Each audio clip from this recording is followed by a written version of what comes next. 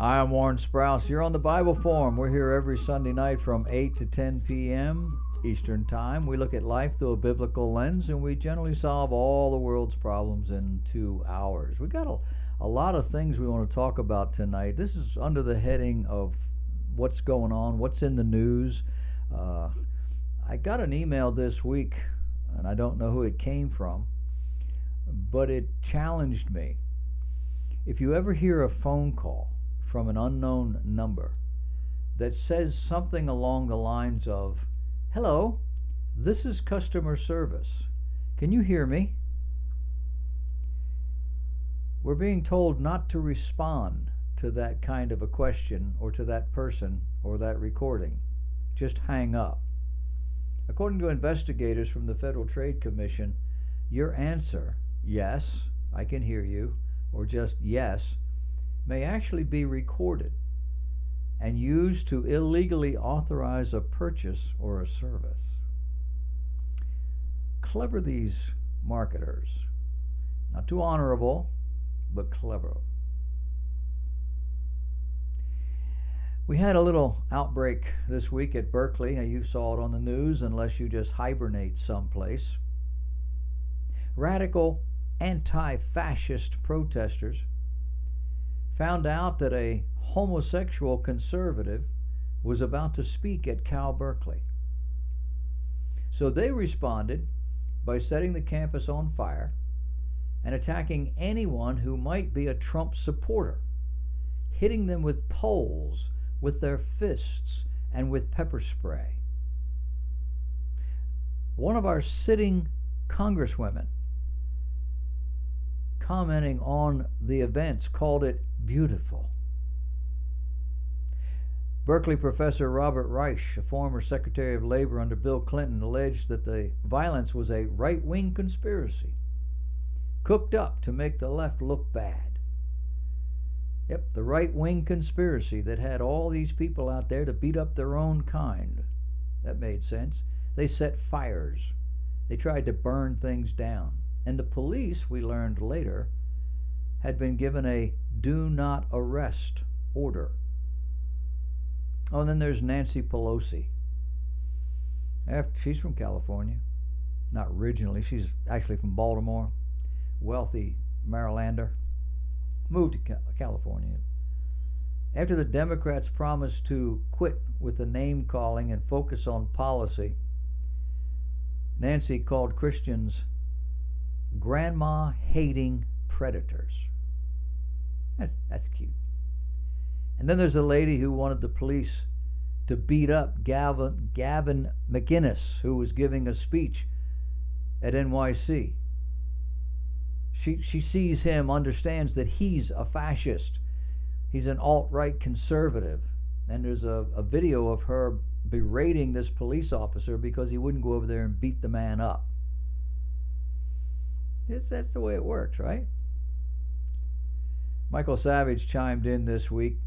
He aired a clip from Pelosi's 2014 commencement address at that same university, where she said, quote, "Being called a disruptor is a high compliment.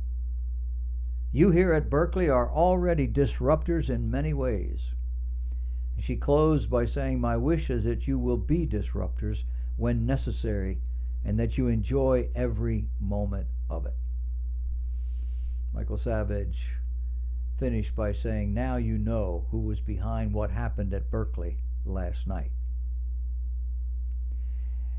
The Democrats, the liberals, they like this sort of thing. They do not want it to happen to their people, but they dearly want it to happen to everybody else.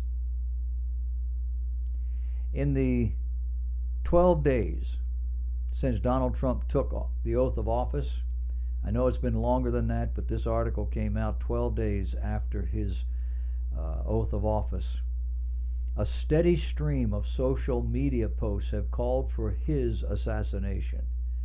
More than 12,000. The posts are pretty basic, and many are jokes or sarcastic hyperbole, but there's just a lot of them. It's probably keeping the Secret Service very, very busy. Oxford Dictionary people have released its 2016 word of the year. That word is post-truth. They define post-truth as, quote, relating to or denoting circumstances in which the objective facts are less influential in shaping public opinion than appeals to emotion and personal belief. So you just say whatever you want to say that moves your agenda along, whether it's true, whether it makes any sense or not. Post-truth.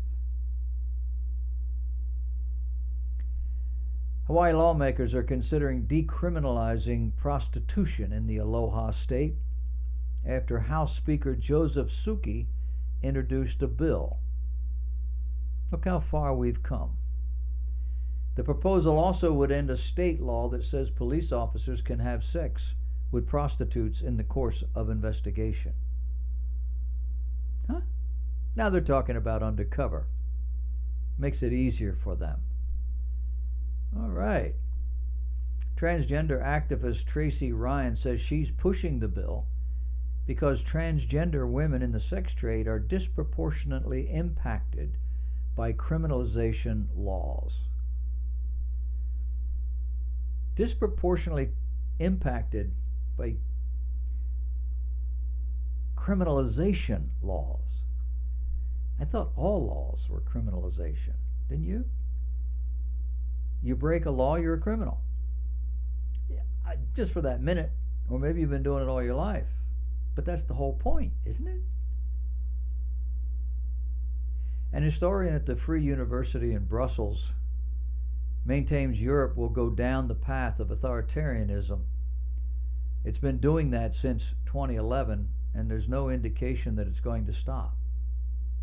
He says the ongoing migrant crisis has added weight to the theory. He says, quote, I expect a civil war, which will force a fundamental social and political reformation in Europe, whether we like it or not, following the example of the decaying Roman Republic in the 1st century BC. He's looking for an imperial Europe in the future. Here's a flash news item for you might find interesting. There's a severe vegetable shortage in Europe. Spaniards are now hoarding supplies. There are 3 vegetables in question. I didn't write down which ones they were, but they aren't able to keep up, and they're looking at the possibility in the near future of running out. Here at home, a new movie came out, 50 Shades of Grey. I titled it 50 Filthier Shades of Grey. I give it a mention without giving it a whole lot of time and space because the movie made its premiere to critical reviews. Generally, it was not highly praised. Things like, it won't win an Oscar, but while cheesy, has a more knowing edge this time. One reviewer thought some parts genuinely funny. The plot, he said, is nothing spectacular, even if it's more engaging than the first effort. And if the filth quota is set to rise with each film, you just wonder how far this thing can go. They're already planning a 3rd in the series, and I believe that's the end of it. It's set to be called 50 Shades of Freed. They call the audience mummy porn fans. And the 50 Shades Darker title lives up to its name. In fact, it's almost pornographic at times, according to the reports. And it's also been said that the female lead had to rely on alcohol more than once to get through scenes. Oh, and forget a believable plot or a convincing characterization. Nobody in my generation ever believed for a minute that we would come to this. But here we are. How do we get here? Inch by inch, little by little, as we sacrificed our morals for what?